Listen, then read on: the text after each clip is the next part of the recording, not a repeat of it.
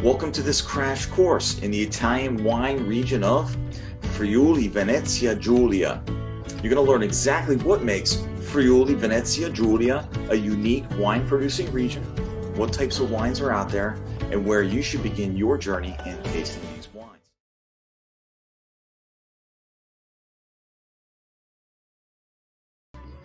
So where is Friuli Venezia Giulia? Well, it's located in the northeastern part of the boot of northern Italy. Its coastline is on the Adriatic Sea, and its northern borders are connected to continental Europe. Its borders are shared only with one Italian region, which is the neighboring Veneto region, and the rest of its borders are shared with Austria and Slovenia. Despite its name, the great city of Venice is not part of this region.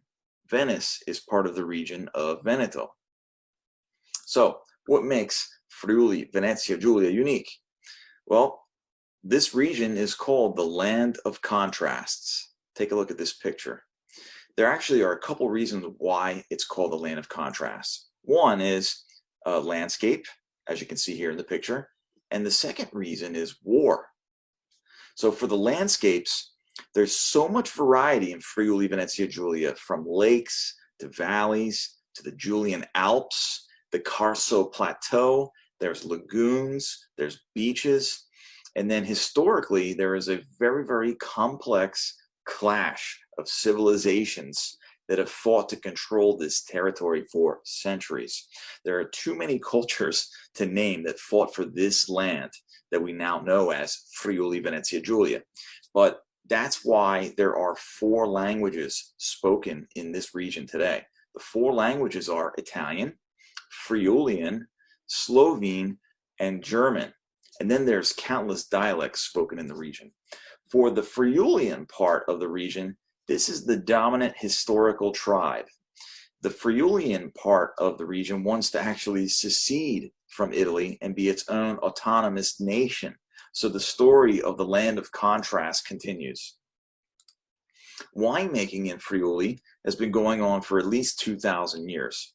One of its first recordings, Julius Caesar, the Caesar, one of the most famous Caesars of all of ancient Rome, sent his legionnaires into the region as peaceful colonists in the year 53 BC, and they gave a big boost to viticulture development. Culturally interesting, Friuli is a neighbor of the massive wine producing region of Veneto. So naturally, there is a little bit of competition going on, but I've been told by some Friulians that in Veneto, you can make bad wine and still sell it to people, and people will buy it. But in Friuli, if you make bad wine, you'll be out of business quick, which is kind of funny. That's not to speak badly about Veneto, but rather Friuli is a small region where everybody knows everybody. And if the word goes around that someone makes bad wine, the word gets around fast.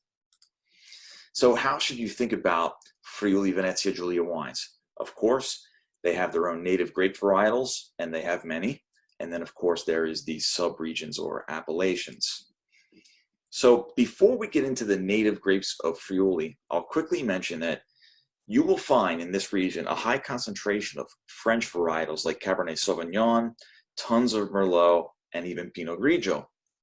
But I think it's important to focus in on what really makes Friuli a unique wine region. So we'll stick with native grape varietals that are unique to the region. Friuli has been historically a region dominated by its white wines, and that's still true today. Fabulous, fabulous white wines in the region. There are many, many others, but this list will be a good start while you're exploring the region. If you're a white wine fan, you're going to love this place. But just as Friuli's white wines are they're so well respected, let's not forget 2 very important varietals in the red category. One is Refosco, which is actually a grape family, and there are many different Refosco varietals, just like there are many different versions of Malvasia and Trebbiano. And then there's also Schioppettino, a very, very important red varietal in the region. And so, like I say in all the other videos, if you can find yourself a small artisanal version of any of these wines, you're much better off sort of getting to experience the essence of these varietals. And in Friuli, it should be fairly easy to find smaller producers because it's just a smaller producing region, and it's not as industrial as some of the other regions like Tuscany and Veneto, just generally speaking. And then on the white wines, the white varietals that we have, I would say going in order of importance, and that's Ribolla Gialla, Friulano, Malvasia Istriana, and Piccolit. Now, Piccolit is strictly a sweet wine in the region, but I felt to mention it because it is probably one of the most important sweet wines in Italy today. This is the wine map of Friuli Venezia Giulia. As you can see, this map includes both the DOCGs and the DOCs. It's a fairly easy map to follow. You may have noticed some of the other regions in the other videos I've had. Some regions have tons of DOCGs like Piemonte, and so it just makes more sense to create two different maps where you have your DOCG map on one side and your DOC map on the other.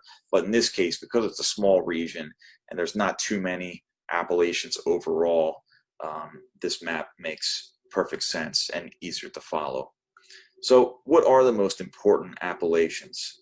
Well, number one is Colli Orientali del Friuli, DOC. This is probably one of the most important appellations. Some of the most important wines are coming from that appellation.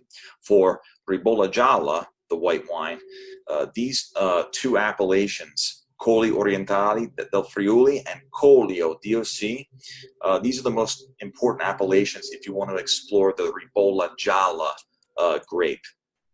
And that's the reason why it's important, is because both of those appellations create monovarietal versions, 100% versions, so you can taste the essence of Ribolla Gialla. It's a delicious, delicious white grape.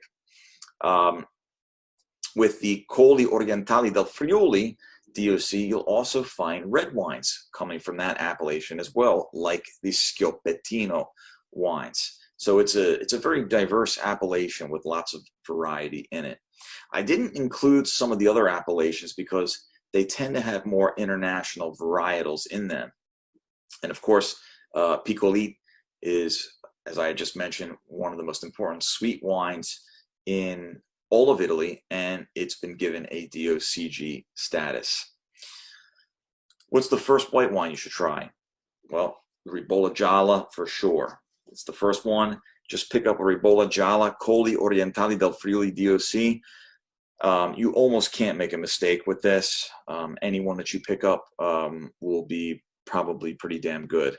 Of course, if you can find a really, really small producer, it'll take the tasting experience to a new level, but this is pretty